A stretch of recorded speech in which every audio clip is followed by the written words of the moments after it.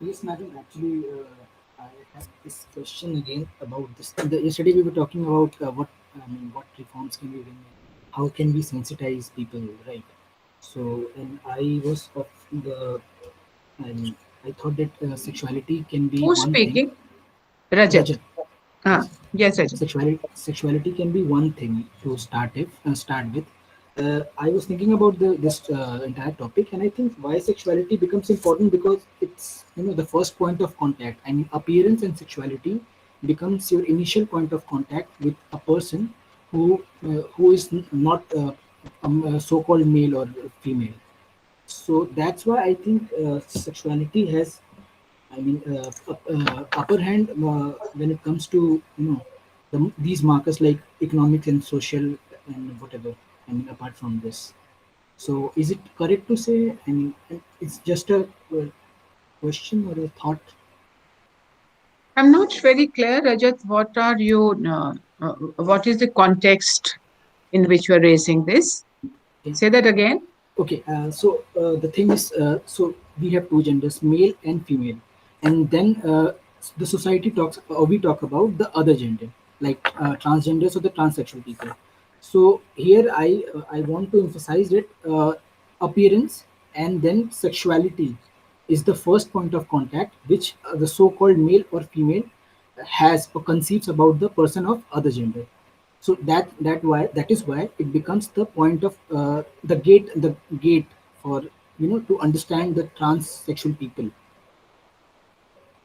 if I am making sense. I'm still not very clear as to what you're saying, but you know what my whatever unarticulated response is that when you say first point of contact among human beings, your first point of contact is from your birth. In fact, before the birth as well. When we are in the mother's womb, that's a point of contact with another. And that has got nothing to do with the appearance or with the sexuality. And when you are born, we again have a relationship of affection. And Lakshmi, who was the acid survivor, her daughter did not look at her appearance for her to relate to her. She still laughs at looking at her mother.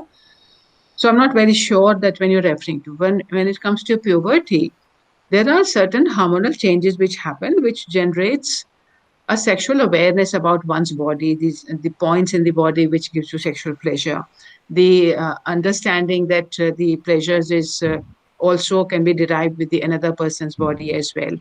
So the point we were talking about was that whether sexuality is an inherent or integral characteristics of being an adult human being.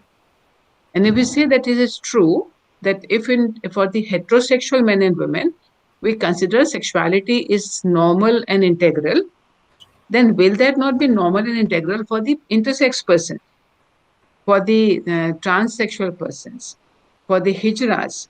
So for all those other categories of persons, in case of NALSA, they said we are not dealing with this aspect. And the point I was making was that actually in Naz and Suresh Kaushal, the argument was only limited to sexuality and not to gender. So therefore, sexuality issue with the trans people was not under jurisdiction or under review by the Supreme Court. There was no reason for judges to say, we will not talk about this in this case. So certainly the thing they were not supposed to talk about was the homosexuality. And they collapsed the issue of in Suresh Kaushal was on homosexuality, not on transgender persons. So therefore, in my understanding, there was no reason for the judges to not talk about sexuality of this group of people. But because the understanding somewhere is, or it certainly was at one point of time, the only natural sex is penovaginal. Therefore, any sex which is not penovaginal is against the order of nature, and therefore the whole sexuality of the trans persons may be classified that in some cases. Therefore, you kind of do away with each one of them, even though some of the trans people may not be homosexual at all. So there was a sweeping statement made without actually examining the nitty-gritty of the issue. So that's what I'm sort of understanding, that perhaps that's what you're referring to. uh, to that also, and to the discrimination which happens in the society, I mean in the societal level, when Uh-huh. the sort of otherness we create for the people of other gender, that I was also talking about. I mean, I was talking about that too. Rajat, we create otherness even for the homosexual. Right. So it is not the gender. When we are talking about the reference to the word gender, we believe that heterosexuality is also the norm for the uh, in the construction of binary. And therefore, the people who prefer to have sex with the same sex people, they are also othered. They're also referred to that they are the other. So, but the two issues are independent of each other, because homosexuality are saying we want to have sexual preference with the person of our same sex. They're not talking gender at all. While in case of gender, it might be a transgender person who is homosexual, who is bisexual, who is heterosexual. But each one of, and they may be asexual as well, which is true for all the whole population as well. So the matter before the Supreme Court in Suresh Kaushal and earlier in Nas was only limited to sexual preference and not to transgender issues at all.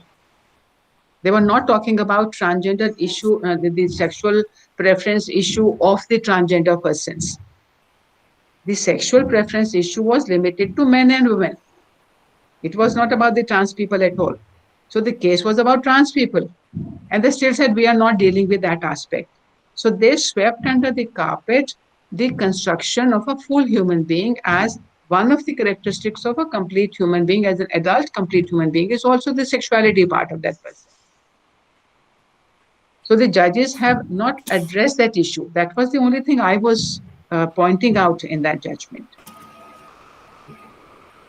There's still something which you are not very, No, no, uh, not right now. oh, you still want to articulate. You're very welcome to. Uh, this is one thing which you're telling. That's true. I mean, that's completely about the case, right? See, I'm thinking about the I mean, let's include. I mean, of course, the homosexual people are also included. I mean, I'm talking about the gays, which which the society has when we talk about someone who comes under the domain of unnatural sex. I mean, quote unquote unnatural. And the way of seeing these people, I mean, let's take the example of homosexuals are the people who have sex with the people of the same gender. They No, don't use the word gender. Same Okay, sex. I'm sorry, Huh. same sex, yes. So the gaze on these people and the gaze which the society has on the people who belong to transgender community, let's say for an example, becomes different because of the appearance Yeah, kicks in. no. In case of gay, they may not appear different.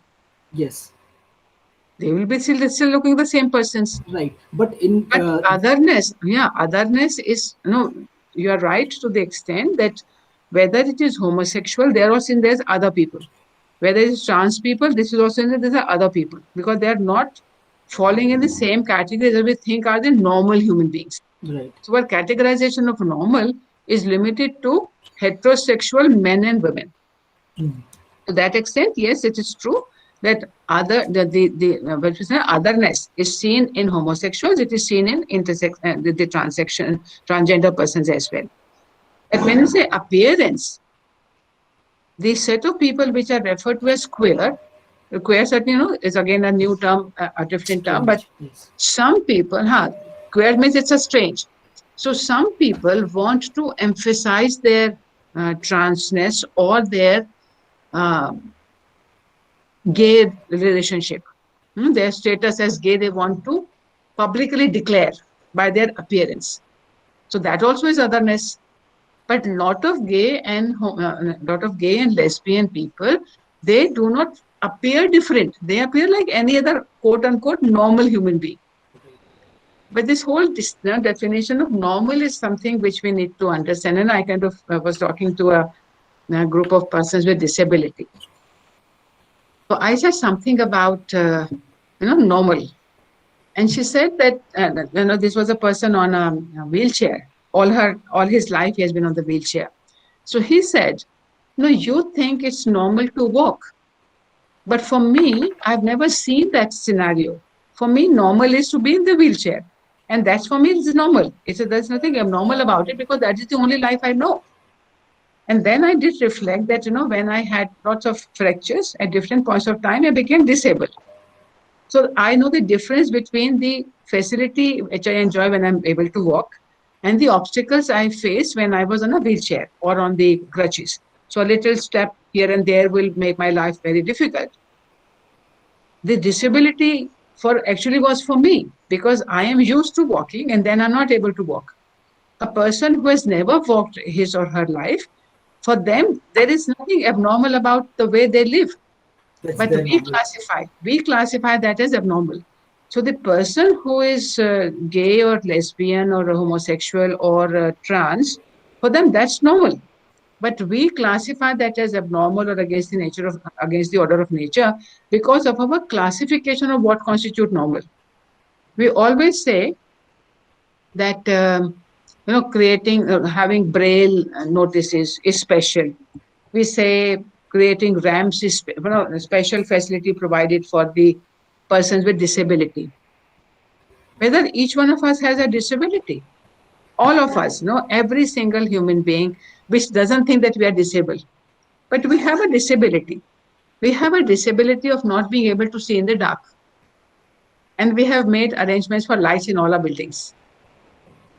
So it is an arrangement we have made for ourselves, thinking that we are not disabled. But we have a disability. The blind person doesn't need the light. So looking at his standard from his perspective, provision of lights in all the housing structures is a special measure taken for the people who are sighted. So it's a perspective change, that from whose perspective you are defining what is normal. If you define it from the person who has got mobility, that person defines the inability to move as abnormal. But the person who has never walked, for him, that is a special ability some people have. For him, normal is what he is going through. So, therefore, this whole construction that whether heterosexuality is normal, heterosexuality may be required when there was no science for progeny, but heterosexuality is not required for pleasure. And therefore, if your emphasis is on the only purpose of sexual relationships is to have progeny, then all other sex is unnatural. All other sex which is indulged into only for pleasure, all that becomes unnatural against the order of nature. Because the order of nature was that the reason for sex is to produce children. So if you are having sex not for producing children, then it is against the order of nature. And that is where the whole difficulty, that how do you determine what is against the order of nature?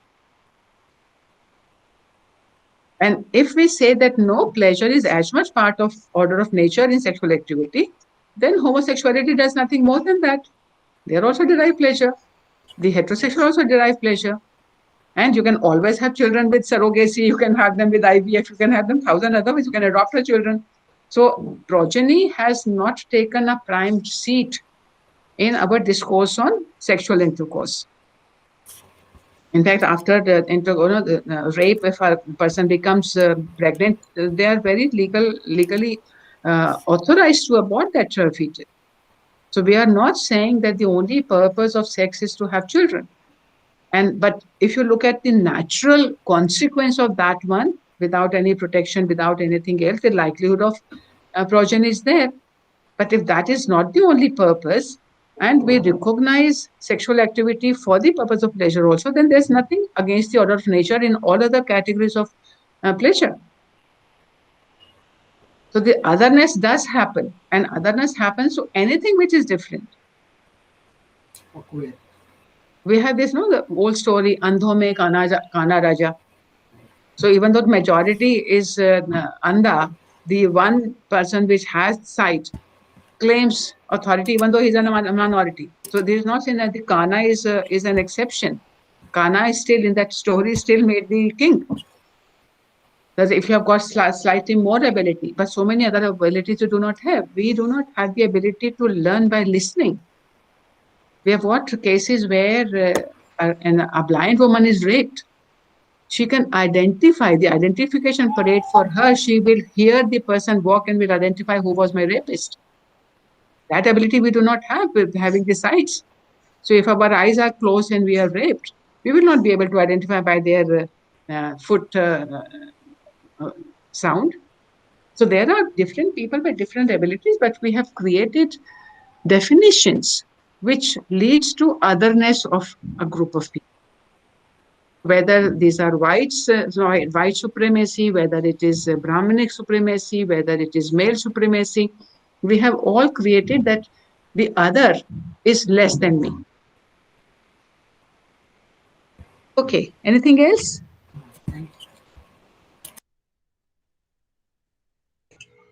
Ankit? Yes, Ma'am, Ankit? I still have a question regarding Arun Kumar, and I keep coming back to it. Sure. So I cannot really understand as to what this case really seeks to achieve. And I was reading it once again yesterday, and on paragraph number 15, it Okay, says that seen. let me open. Let me open. Yeah, read, but I'll open. It says that seen in the light of the march of law, the expression bride occurring in section 5 of the Hindu Marriage Act will have to include within its meaning not only a woman but also a trans woman. Yeah. It would also include an intersex person slash transgender person who identifies herself as a woman. The only Which consideration para you is said? Which para did you say? 15. 15. 15. Yeah. Read. Continue. The last line is the only consideration is how the person perceives herself. Yeah. So, in this case, a trans woman who chooses to identify herself as a woman Hmm. is is termed as a woman for the purpose of Section 5 of the Hindu Marriage Act. Right. But if the situation is reverse, that there is a woman who chooses to biologically she is a woman chooses to identify herself as a man, Hmm. can uh, can he or she marry a man? So then this would No. not No, count. no, no, no, no, no, no, no, no, no, no, no. No, you have to be very clear. You are saying that this woman thinks of herself as a man, Hmm. right? So then she can marry a woman. Even though she is a woman, she can marry another woman because she thinks she is a man. But She's a trans biologically she is a woman. So Yeah. what should we look? What should we should we look the No, no, no. perception of that Ankit, person Ankit, or the Ankit, biology? Ankit, in this case, we do not know Srija is biologically who. Hmm. Whether biologically she is a male, is she a female, or is she an intersex person? SRS certainly has not happened. Hmm. There's no reference, so we are assuming. It may be also that no, because the context of the judges have also given that SRS has been to be prohibited. So it may be that she was born as an intersex child and then was went through an SRS as a child, as an infant, and was made into a man. But she thinks she's a woman. We do not know. Hmm. Factual information is not there in this case. So your objection, it may very well be that she actually is a man. Because trans includes a biological male but thinks as a female and but perceives herself to be a female. She's in that category, then she's a man is marrying a man. When we call it what we call as an objectively speaking. Judges here are saying we will look objectively. Objectively, she thinks no. Subjectively, she thinks she is a girl. Therefore, we'll deal with her as a girl. We will not ask any more questions. This is what the judge have done, na? So it may be substantively speaking, subjectively speaking, no, objectively, as an outsider, we can think that, okay, this is a biological male marrying a biological male. But subjectively, looking at from their perspective, one of them thinks I'm a woman, the other thinks I'm a man married. The similar will happen that a woman, a biological woman who thinks that she is a psychological man, NASA says you can be a man. For a heterosexual marriage to happen in that case, she will have to marry a woman.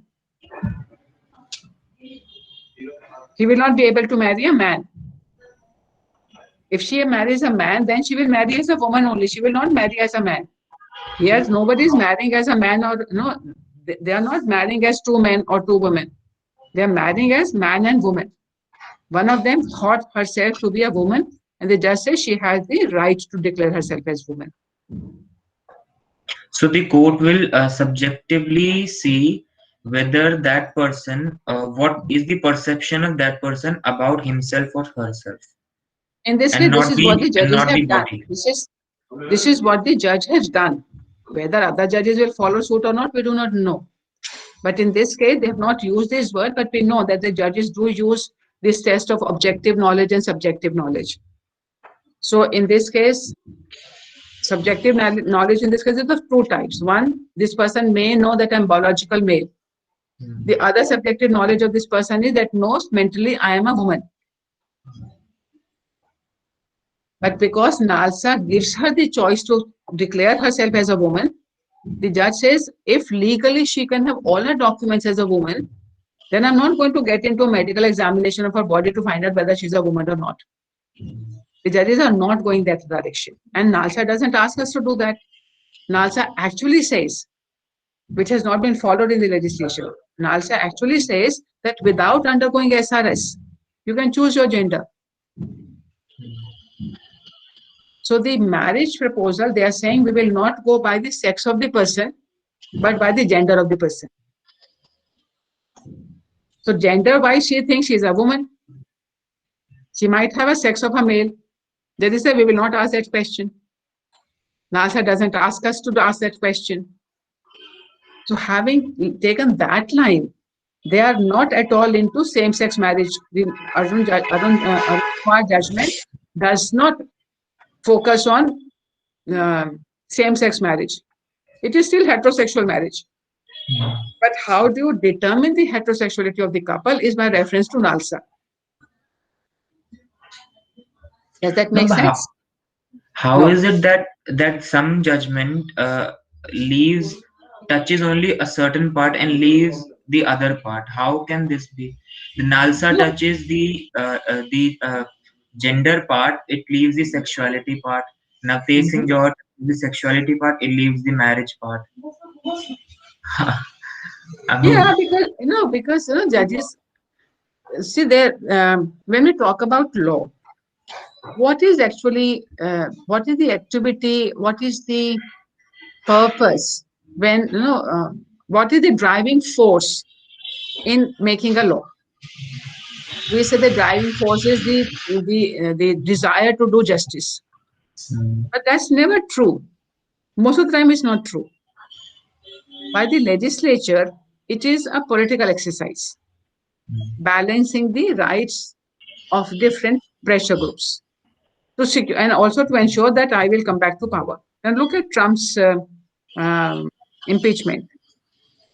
The people he's on the Republican. So on the Republican side, some people have walked over to the other side to vote against, saying that he should be impeached. But he will not be impeached because there are a lot of other people. They need 10 more to come onto the side that no, he should be convicted for the impeachment. He should be actually impeached. The verdict should be. Because they still believe that Trump still has got a lot of political power in the supporters of Republican Party. So for them to come back to power, to get elected again, they need to be seen as staunch Republicans, even though they might think that this person has done really wrong. So it's a political exercise, not there, even though the party have said vote by your conscience, but they are looking at their political gains. Political parties also decide, if I make this law, will I come back to power again or not? And how is that determined? By reference to who are the pressure groups. So especially on the social justice issues, there are always, and especially if you talk about transgender person, there is this whole community who is saying recognize. There are supporters for this community. Then there are people who believe, oh, these people are all queer, these are all abnormal people. You cannot promote this, you cannot regularize them. And there's resistance to that change. So now there are two groups apparently, one which is asking for change, another group which is no, saying no change. So what will the government do? The government will bring a law to satisfy this group of people. But it will be framed in such a manner that there will be no impact actually. They will get no rights. They will not actually get the right to marry, right to housing, right to anything. Everything which can deny the other group which is resisting, it will not affect their status, but it will satisfy the desire for bringing a law. It's a political exercise. When the judges decide, certain judges don't have to come back to power. And in our case, in our country, they're not even elected and they are independent. But judges also understand their interaction, the tussle. When you look at Shah Banu, so the judges all out. Nano, chup ho jao, pass it. So the judges, Shah Banu gave a judgment in favor of the woman.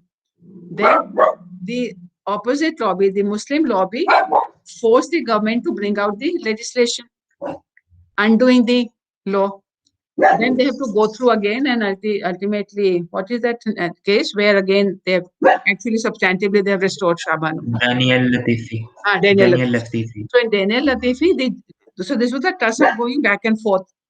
So somewhere judges also understand that when they are treading on a field which is very socially sensitive, they will not want, in this case, they had choices to say that because this case is already pending, therefore we will not deal with this aspect. So judges chose not to do that. They thought at least something we can give. We may not be able to give the whole thing because touching on a subject which is already pending, even though it's on the periphery of this discussion, they still thought it better to deal with that aspect. And many a time when you read judgments, 1 second, I have to quieten my dogs. No, idhar aao. Idhar aao. Bas hai, koi nahi. Aa jao. Aa jao, aa jao. Idhar aao. Idhar aao.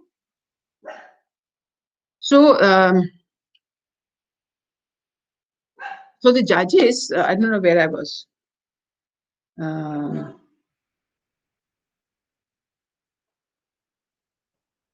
Social sensitive issue. So they do know, the judges also are aware that it's a very socially sensitive issue. Therefore, tread carefully. Start with little. Don't go all hog. And okay, the other thing I was saying was that many a times you will, when you read judgments, it would seem that the judges have made up their mind which way to go. And then they will find all the arguments to support that position.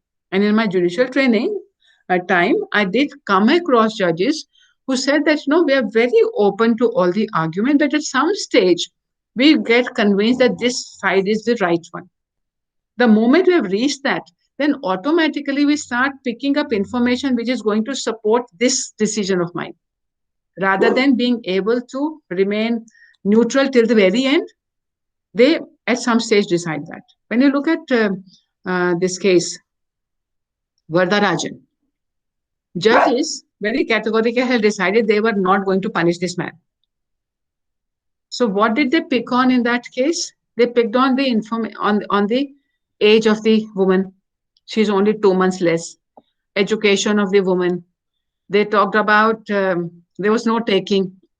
Is there any discussion on enticing in that judgment? There's nothing on enticing.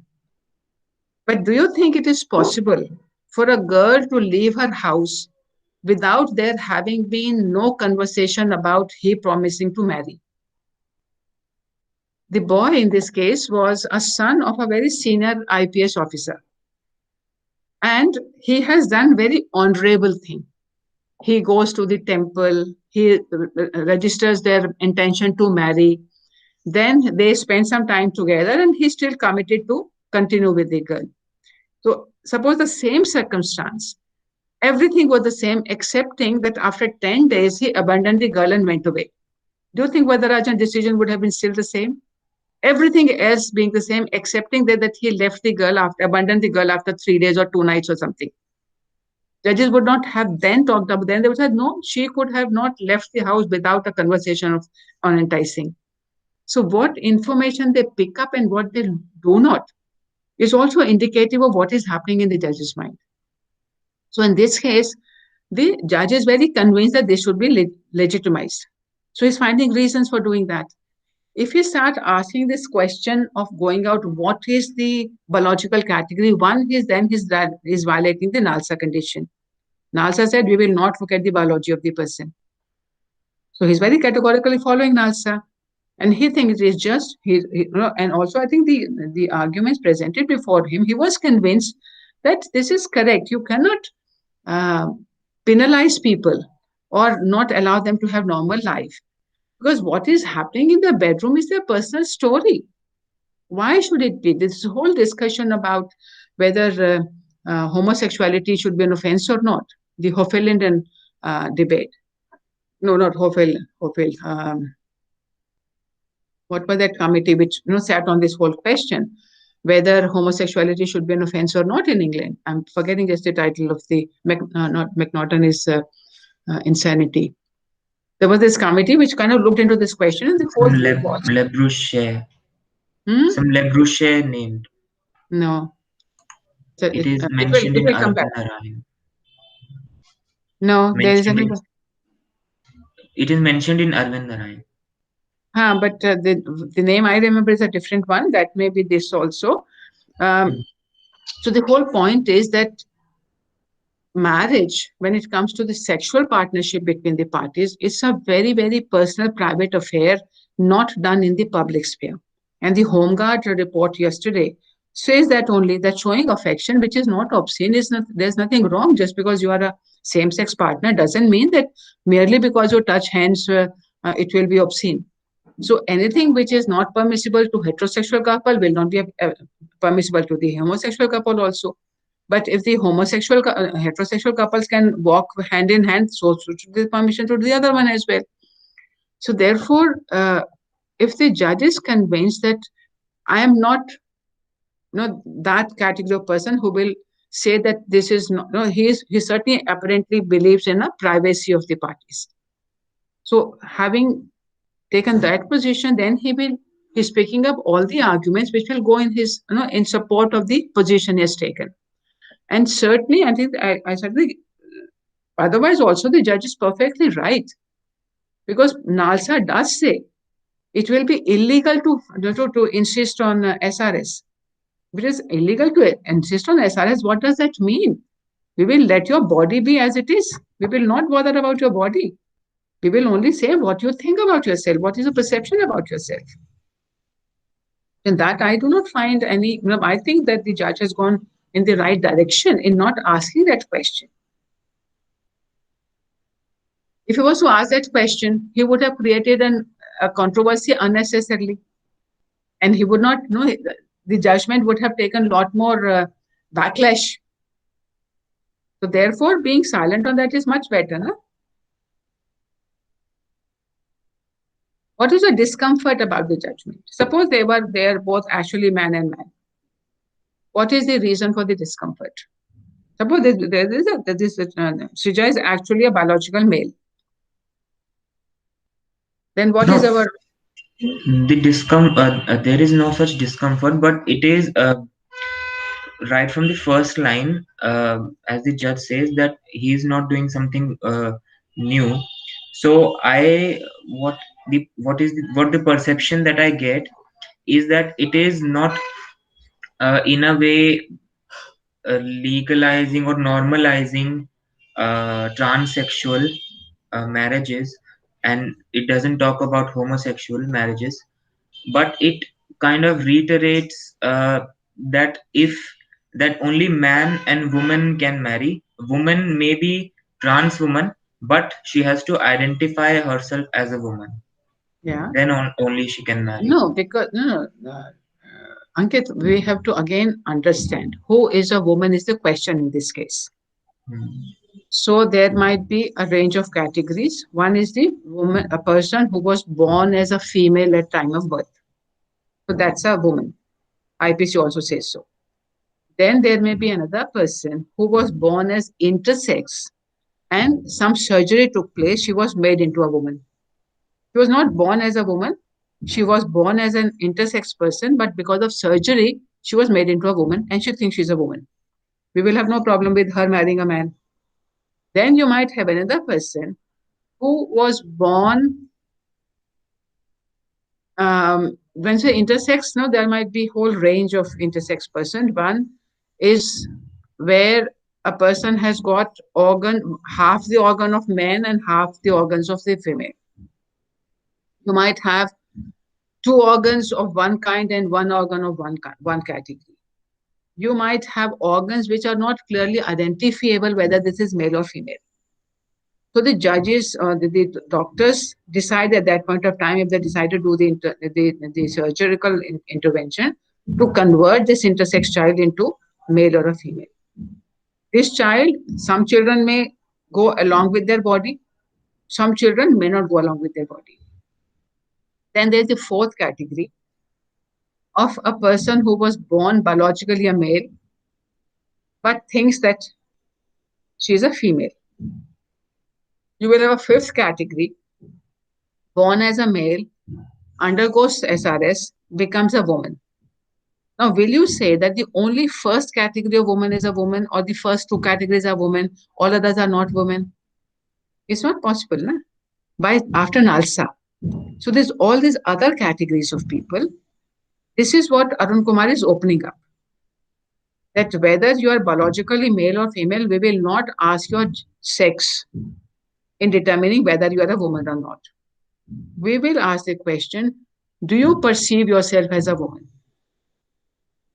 We are not going to say undergo medical treatment, undergo medical checkup to find out you are a woman or not. Suppose there is a person who, from the child, the parents never objected, was brought up as a girl. Everybody knows her as a girl only.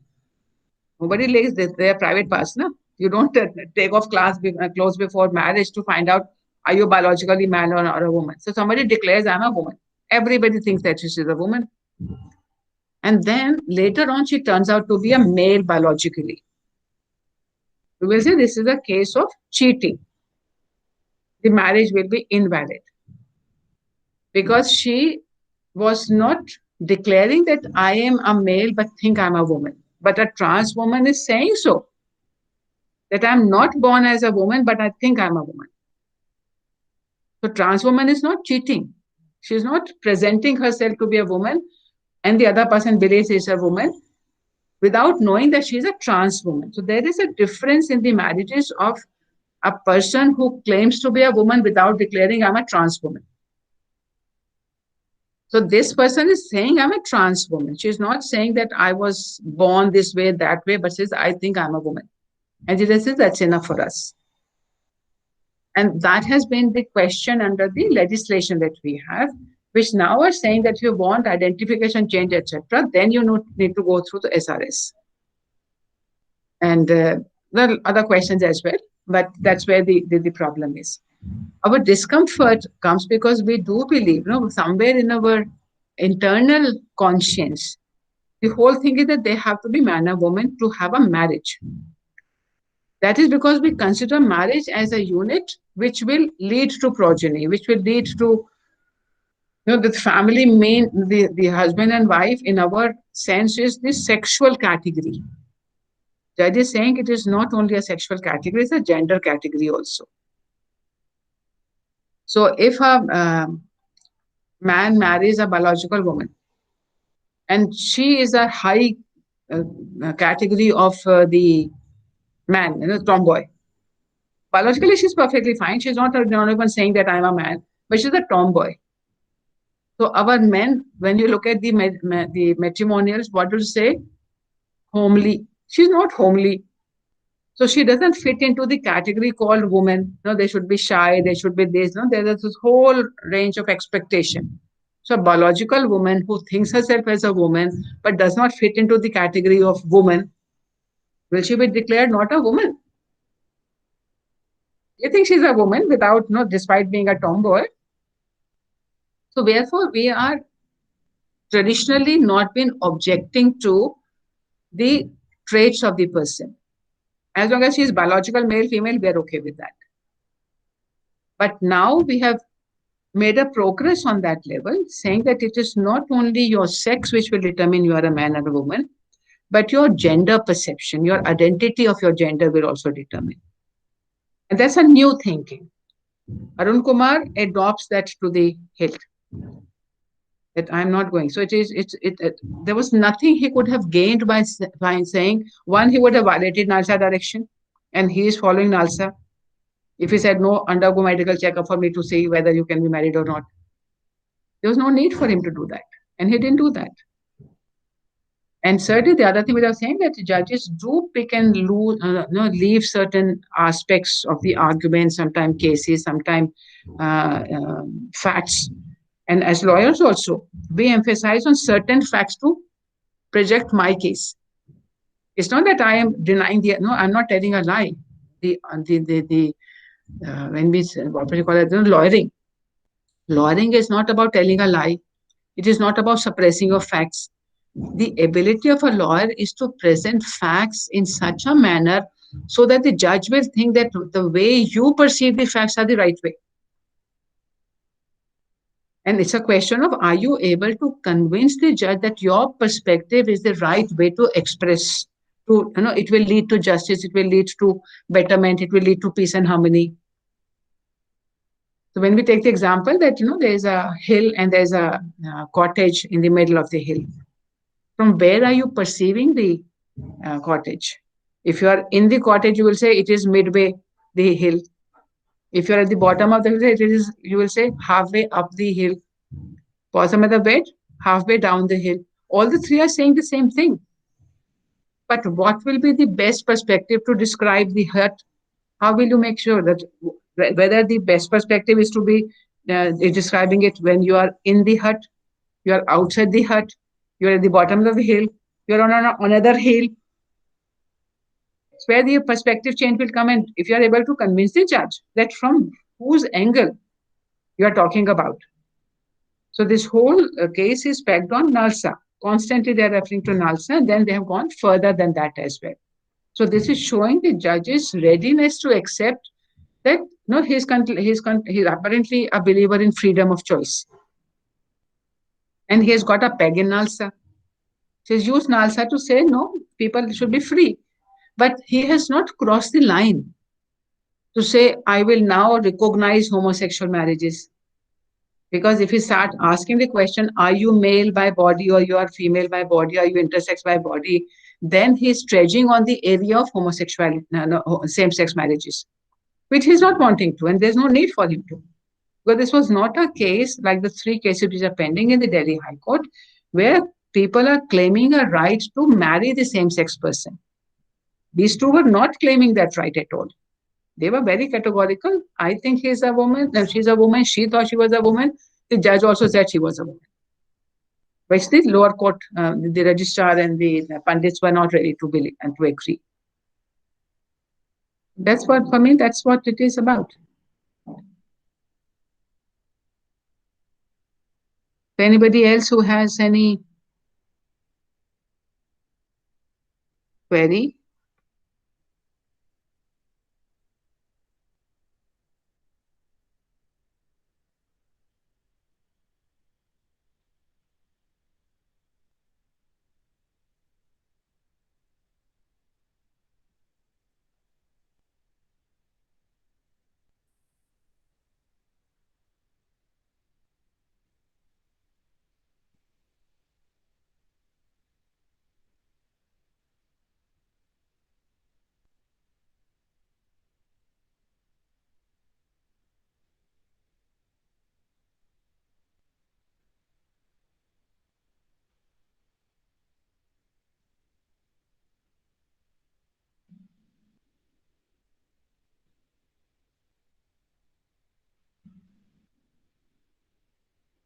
I'm trying to locate the okay, let's have a look at this one and see how we feel about it. Oh, I'll have to go through this whole rigmarole, changing lots of things.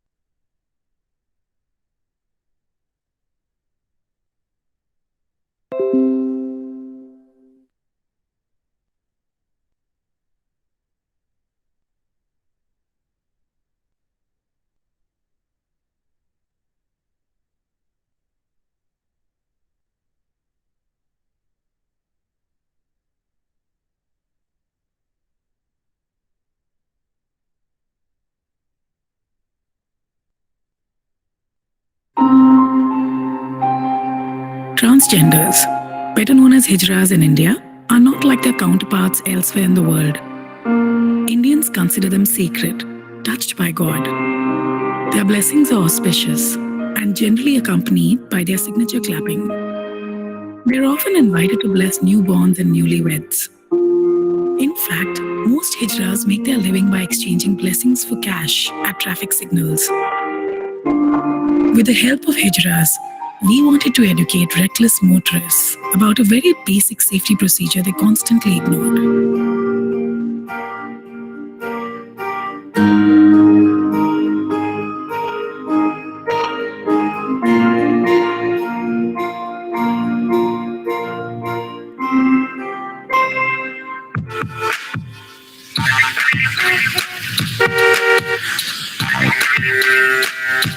कृपया ध्यान दीजिए। ये है वो attention please. अगर pilot के जैसे गाड़ी चला रहे हो तो पायलट के जैसा सेफ्टी भी चाहिए। तेरी गाड़ी में ऑक्सीजन मास्क नहीं है, कुर्सी के नीचे लाइफ जैकेट नहीं है, मगर सीट बेल्ट तो है, तो पहना क्यों नहीं रे? मैं सिखा दूं क्या? इधर से बेल्ट ले लो और अपने बॉडी के सामने से खींचो और जांघों के बाजू में ऐसा फिट कर लो। जब तक क्लिक नहीं सुनाई दे, इतना गोरा गोरा मुंह एक्सीडेंट के बाद अच्छा नहीं लगेगा। ए नॉटी गर्ल, तेरे बॉयफ्रेंड को बोल दे सीट बेल्ट ऐसा पहनने का। ए चिकना माल, वीडियो मत ले, सीट बेल्ट लगा। सीट बेल्ट पहनो, दुआ ले लो।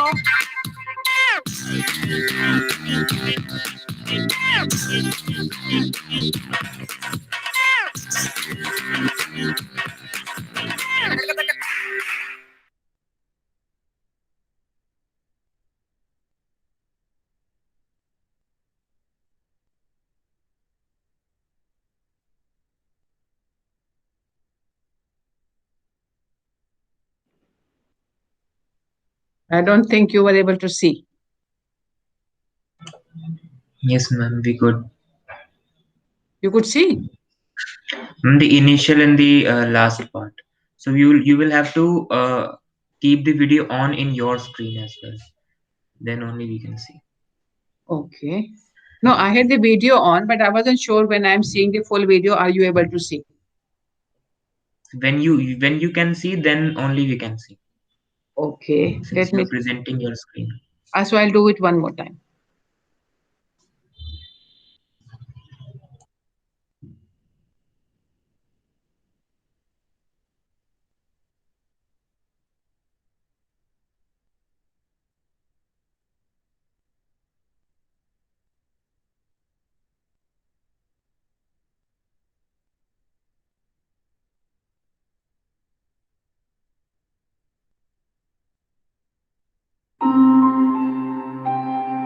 Transgenders, better known as Hijras in India, are not like their counterparts elsewhere in the world.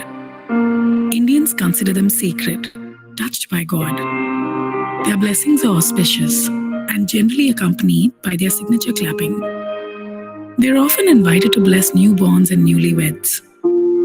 In fact, most Hijras make their living by exchanging blessings for cash at traffic signals. With the help of Hijras, we wanted to educate reckless motorists about a very basic safety procedure they constantly ignored.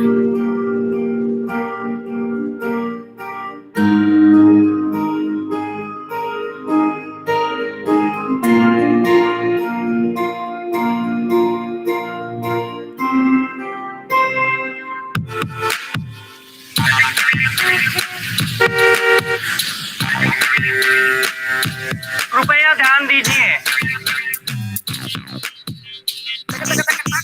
ये है वो attention please. अगर pilot के जैसे गाड़ी चला रहे हो तो पायलट के जैसा सेफ्टी भी चाहिए। तेरी गाड़ी में ऑक्सीजन मास्क नहीं है, कुर्सी के नीचे लाइफ जैकेट नहीं है, मगर सीट बेल्ट तो है, तो पहना क्यों नहीं रे? मैं सिखा दूं क्या? इधर से बेल्ट ले लो और अपने बॉडी के सामने से खींचो और जांघों के बाजू में ऐसा फिट कर लो। जब तक क्लिक नहीं सुनाई दे, इतना गोरा गोरा मुंह एक्सीडेंट के बाद अच्छा नहीं लगेगा। ए नॉटी गर्ल, तेरे बॉयफ्रेंड को बोल दे सीट बेल्ट ऐसा पहनने का। ए चिकना माल, वीडियो मत ले, सीट बेल्ट लगा, सीट बेल्ट पहनो, दुआ ले लो।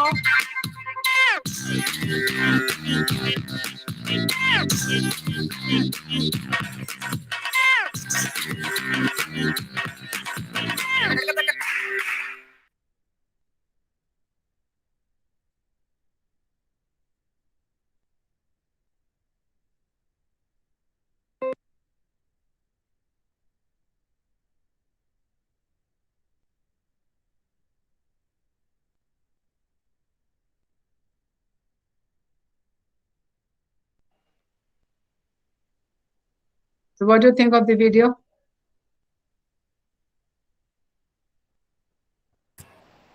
Was this the Delhi government initiative? I mean, this entire thing. Delhi government, but I think this was Bombay, but Delhi has also done it. Our students did participate in some of the campaigns. Right, because I met one of them here in Delhi. You- in Noida. Yeah. Sorry? Yeah, I met one of them in Noida. They have their own NGO over there, Basira Samajik Sansthan. Okay. So I'm not very she- sure which city it is, I but think I this do is know Delhi. that, but I do know that Delhi police did, no, not Delhi, the DSLSA was doing some projects in which they had asked our students to also go and participate, working with the transgender persons. And when they think transgender, they were talking about hijras only, not the whole other range. What's your thought? And what's your feeling? I just loved it, ma'am. Very entertaining and educational as well at the same time. Mm-hmm. Ma'am, I think it could be a one way to incorporate transgender in mainstream society. Mm-hmm. And ma'am, in fact, I want to add one more point. In fact, इनमें से एक जो transgender है वो रोज हैं.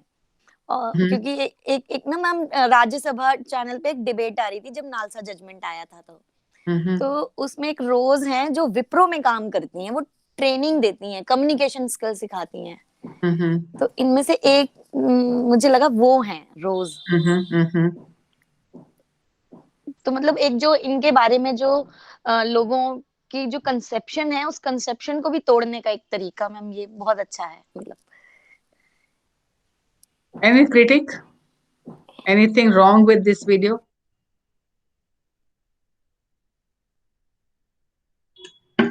Ma'am, I believe the background music which was being played, it signifies that the Hijra people are being made a matter of laughter or maybe ridicule, and people were laughing at them. It's just an thought. No, I thought that the people who were shown were laughing, etc. They're all curious and they're all amused by what's being done. And certainly the positives which have been already pointed out, that the positives are that they have been made very visible and they have been presented as instructors. They've been presented as respectable, very, very well dressed, very properly makeup and look at their clothes and they've got the name tags and all. So that's very officious looking appearance and the way we'll say that, a class of people are being represented, but at the same time they are also using their classical belt, their clap also. So in a way, reinforcing their classical cultural background as well. So for me, it's a mixed feeling that at one level it is making it more visible, and they are being now integrated into training programs.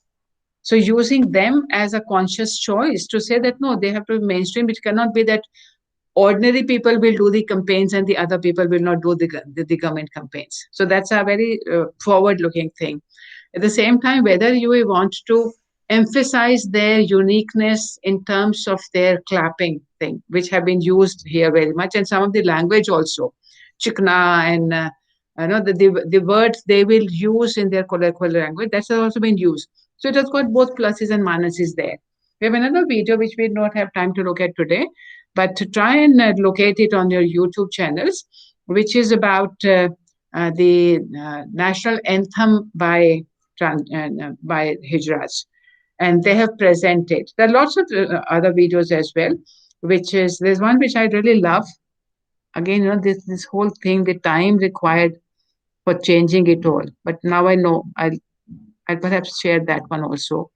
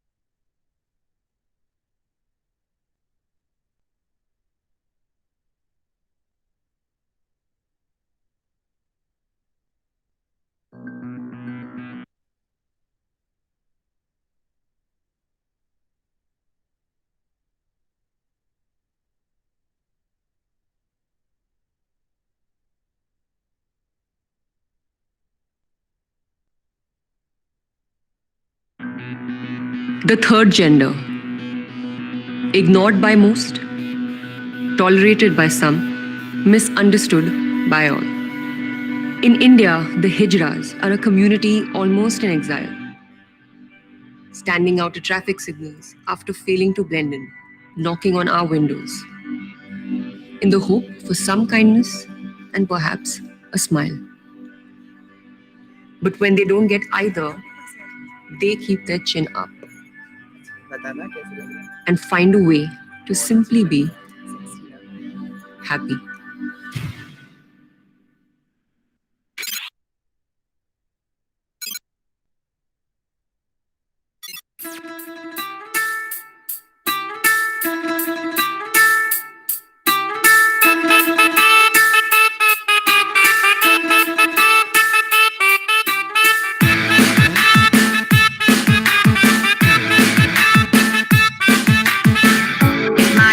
Crazy what I'm about to say.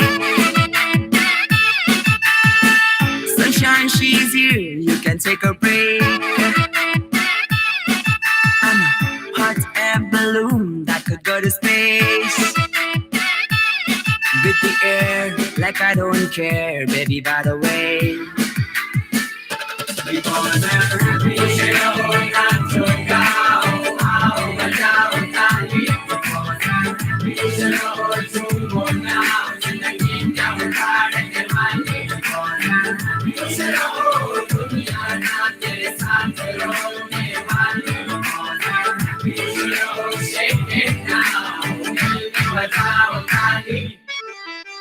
Here come bad news, talking this and that. Yeah, give me all you got and don't hold it back. Well, I should probably warn you, I'll be just fine. No offense to you, don't waste your time. Because I'm happy,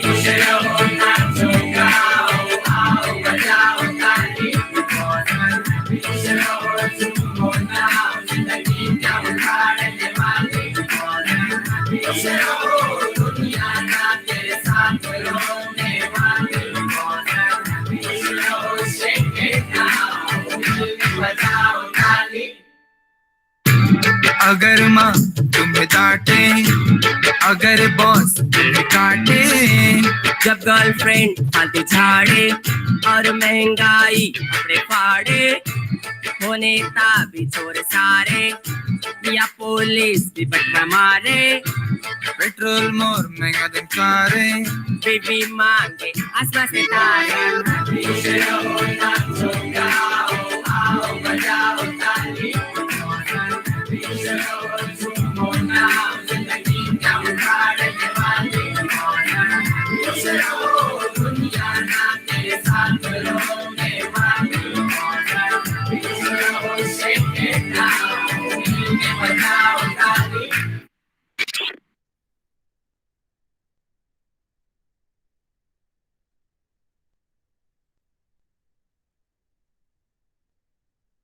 सब रब दे बंदे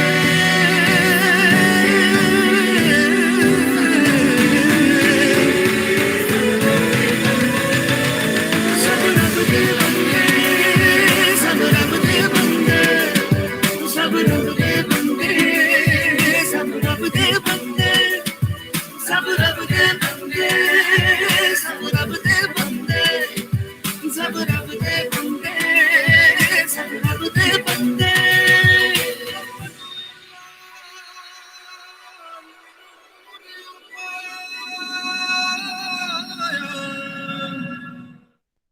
आओ बजाओ ताली, क्योंकि six pack band के साथ में मैं आ रहा हूं बहुत जल्दी। If you're happy and you know it, तो बजाओ ताली और लाइक, सब्सक्राइब और शेयर करें हमारे वीडियो को। ए राजू लाइक करना। ब्रुक बॉन्ड रेड लेबल, स्वाद अपनेपन का।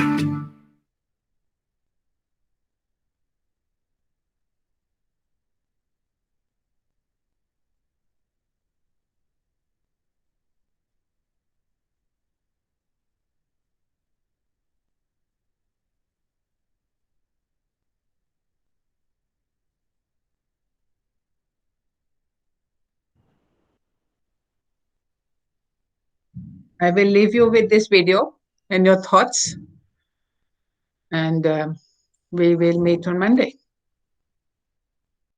Thank you, ma'am. You can Thank you, respond. Thank you, ma'am. Okay, ma'am. Could you see the second part, or when I did switch it off, then you couldn't see, you could already hear? So that I shared, but I think I Only here. And we could only hear the last part, but the the part, yeah, because I video thought was let us there. stop, but then it came Rab De Bande, and that was a nice part. But you can check it on the YouTube, see the rest. Yes, yes. Yeah. Stop recording.